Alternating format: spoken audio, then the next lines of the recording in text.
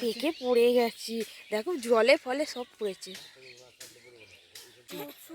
সব পেকে গেছে কিন্তু নষ্ট হয়ে যাচ্ছে। খাই পাকাই নুন লঙ্কা মেখে এভাবে এই সব ডালগুলোতে ছিল।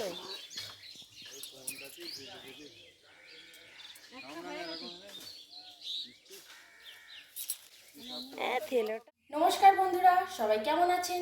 চন্দনা ফুড হাবে সবাইকে আরো একবার স্বাগত জানাই।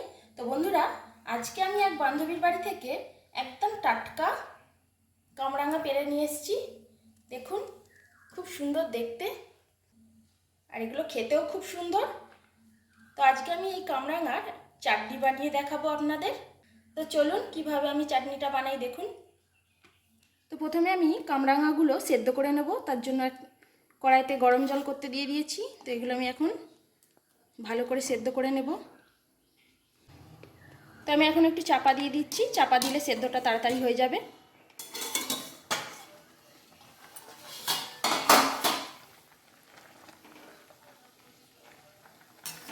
দেখুন এগুলো একদম সেদ্ধ হয়ে গেছে খুব সুন্দরভাবে। তো আমি এগুলো এখন তুলে নিচ্ছি।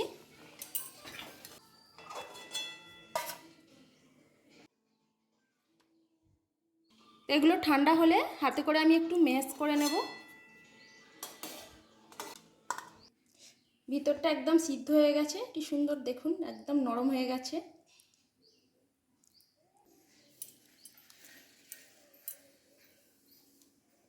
ঠান্ডা হয়ে গেছে।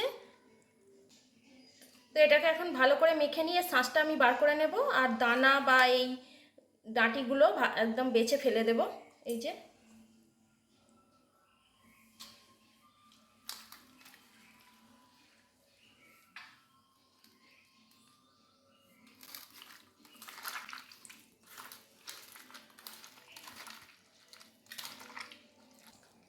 এগুলো মেখে নিয়েছি।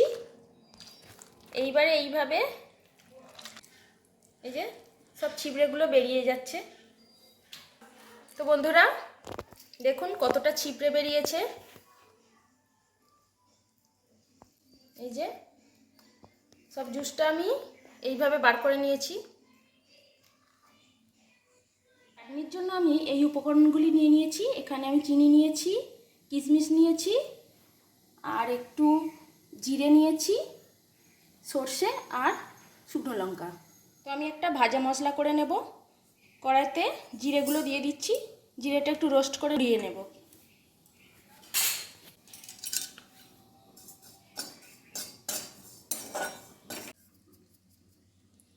জিরেটা গুঁড়ো করে নিলাম। তো গার্নিশের জন্য আমি একটা কামরাঙা এইভাবে কেটে নিচ্ছি। দেখুন কি সুন্দর লাগছে।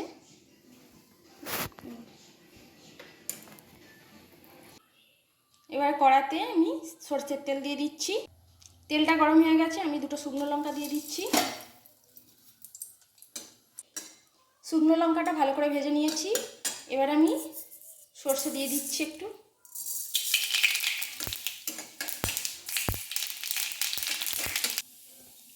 এবারে কামরাঙার জুসটা দিয়ে দিচ্ছি তেলের মধ্যে।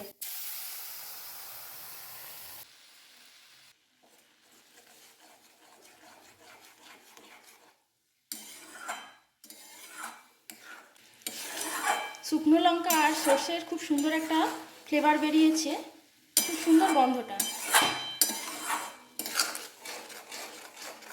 চাটনির মধ্যে অল্প পরিমাণে লবণ দিয়ে দিচ্ছি, নাহলে কিন্তু চাটনির টেস্ট আসবে না। তো বন্ধুরা, কামরাঙা কিন্তু খুব একটা টক নয়, তাই চিনিটা আপনারা অবশ্যই বুঝে দেবেন। আমি এখন দিচ্ছি, কিন্তু একবার টেস্ট করে অবশ্যই দেওয়া দরকার, নাহলে খুব মিষ্টি হয়ে যাবে।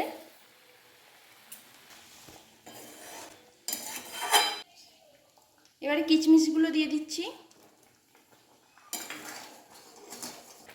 তো চাটনিটা একদম রেডি হয়ে গেছে, আমি এখন গ্যাস অফ করে দিচ্ছি। দিয়ে এবারে ভাজা মশলাটা দিয়ে দিচ্ছি।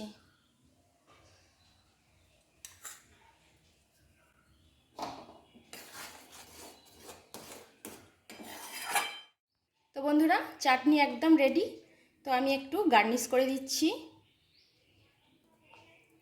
আর এই কামরাঙার চাটনিটা এত সুন্দর খেতে, তো বন্ধুরা, হালকা টক হালকা মিষ্টি এই চাটনিটা দুর্দান্ত খেতে হয়।